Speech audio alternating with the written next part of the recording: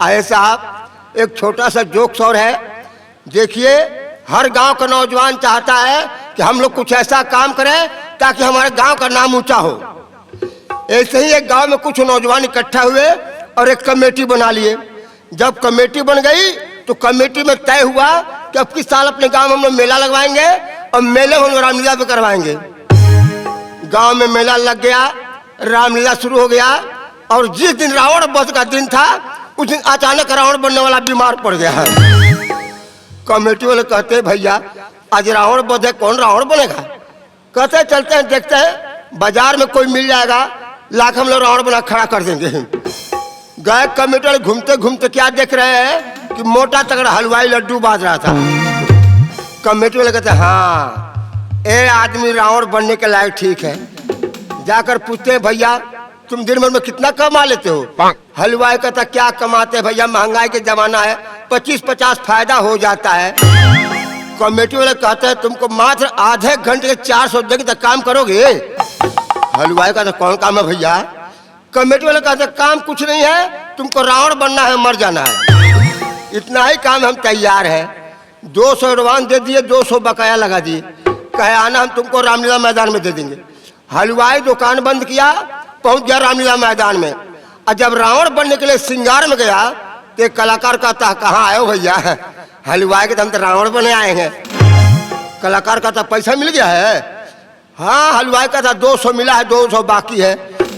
Committee वाले कहते हैं देखो बेईमान होते हैं सब, काम करा लेंगे पैसा भी नहीं देंगे, ये बात है हम रावण बनबे नहीं करेंगे। बैठे श्रृंगार में बीड़ी पीने लगा, उधर मैदान में जय श्री राम का नारा बोल, रावण कहीं पते नहीं। कमेटी वाले आते हैं, भाग कर श्रृंगार में देखते हैं तो बैठे पीढ़ी पे।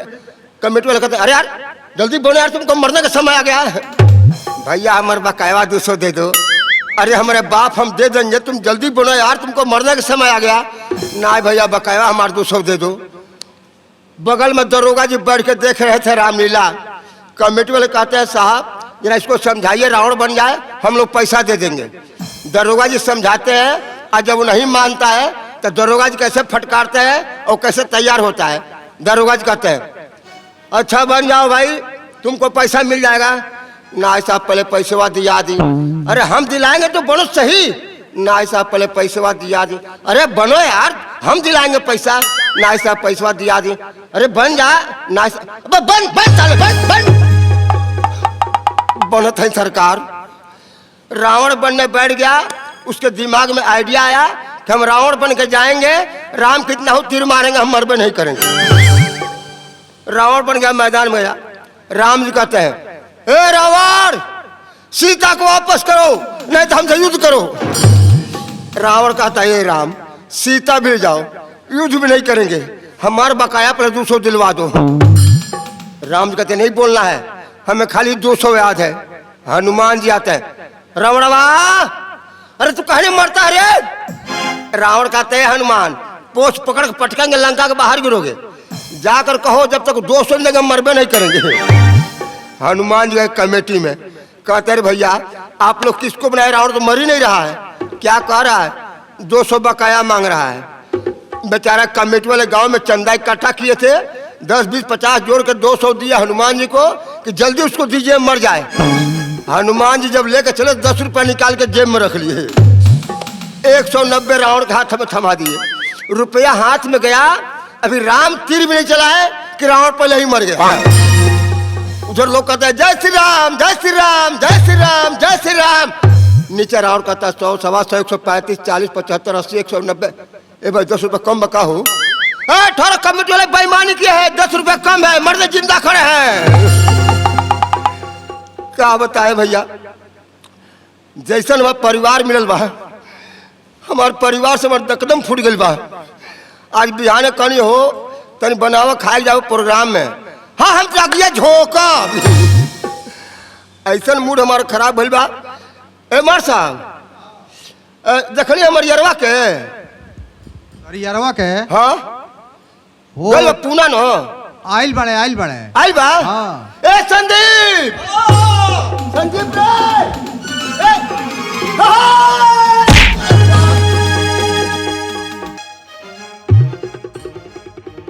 रे यार अरे दहिया गड़बड़ा गल तोरे बैठाओ। अरे सरवा मुंह फुटला से बच गई। सुने बहरा गए हाँ बाहर तक गए नहीं है यार। आ खूब पैसा कमैले होबे, बहुत सारा खूब मौज मस्ती कैले होबे। रे तोर दिमाग माथा में घुस गइल बा। काहे? अरे हम बाहर नहीं हाँ, पैसा कमात नहीं हाँ, तो जब मौज मस्ती में रहनी है तो मौज मस्ती में रहनी है। हाँ हाँ मौज मस्ती में है। एगो हम बात सुनिए यार। का यार? तोरा लिए मौगी बीमार न? हाँ यार मेहरारुआ के वजह से बाहर से भाग के आवे पड़ल है। अब निरोधे बिया न? कहाँ से आ गए हमारे दिमाग छीटे पहले बता। काहे? रे ओकरा के दाव बीरो इलाज करो नहीं तो निरोगे भी है कि निरोधे भी है रे? हाँ निरोगे निरोगे। हमारा माथा काम नहीं करता। काहे यार? चल चले के देवरिया। देवरिया? हाँ का करे? आज कोनो फिल्म दिखाओ हमके। फिल्म देखे के मन करता? हाँ। ए यार ते जो देख आओ, हम परसुआ के देख के आ गइल बानी। अरे भोजपुरी फिल्म चलता निरहुआ के रे आशा टाकीज में। अरे गीतियों निमन निमन बा, मार धार भरपूर बा। कौन फिल्म हो? कौन फिल्म हो? हाँ? आवा चाटो। अकले आवा चाटो। हाँ मार के मुंह फोड़ के तार में चाटो। तुमके फिल्म ना बतेबा तू। ते हम तोरे का चाटे कहतनी। केकरा कहले? फिल्मों के नाम आवा चाटो। आवा चाटो फिल्मों के नाम? हाँ।